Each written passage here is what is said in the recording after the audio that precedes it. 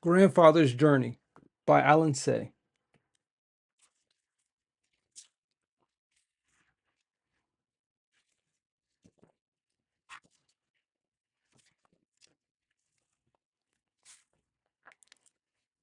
My grandfather was a young man when he left his home in Japan and went to see the world. He wore European clothes for the first time and began his journey on a steamship. The Pacific Ocean astonished him.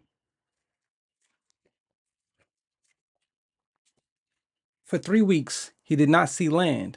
When land finally appeared, it was the New World. He explored North Africa.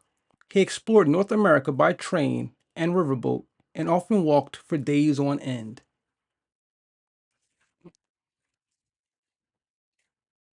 Deserts with rocks like enormous sculptures amazed him. The endless farm fields reminded him of the ocean he had crossed.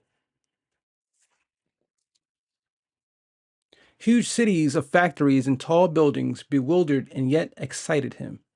He marveled at the towering mountains and rivers as clear as the sky. He met many people along the way. He shook hands with black men and white men, with yellow men and red men. The more he traveled, the more he longed to see new places and never thought of returning home. Of all the places he visited, he liked California best. He loved the strong sunlight there, the Sierra Mountains, the lonely seacoast. After a time, he returned to his village in Japan to marry his childhood sweetheart. Then he brought his bride to the new country.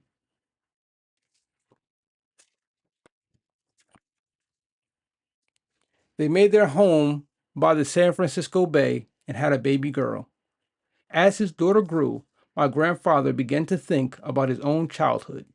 He thought about his old friends. He remembered the mountains and rivers of his home. He surrounded himself with songbirds, but he could never forget. Finally, when his daughter was nearly grown, he could wait no more. He took his family and returned to his homeland. Once again, he saw the mountains and rivers of his childhood. They were just as he had remembered them. Once again, he exchanged stories and laughed with his old friends.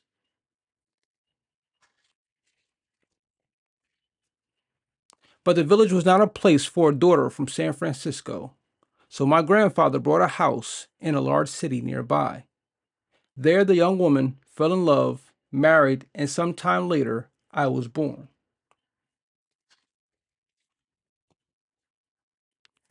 When I was a small boy, my favorite weekend was a visit to my grandfather's house. He told me many stories about California. He raised wobblers and silver eyes, but he could not forget the mountains and rivers of California, so he planned a trip.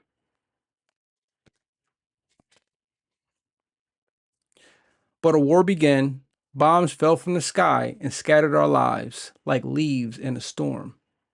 When the war ended, there was nothing left of the city and of the house where my grandparents had lived.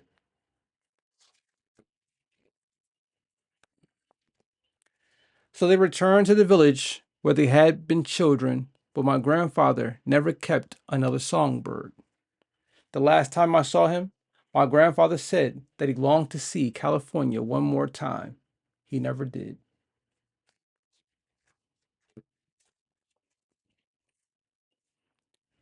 And when I was nearly grown, I left home and went to see California for myself. After a time, I came to love the land my grandfather had loved, and I stayed on until I had a daughter of my own. But I also missed the mountains and the rivers of my childhood. I miss my old friends, so I return now and then when I cannot still the longing in my heart.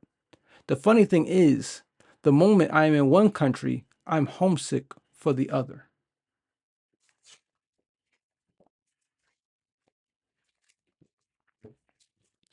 I think I know my grandfather now.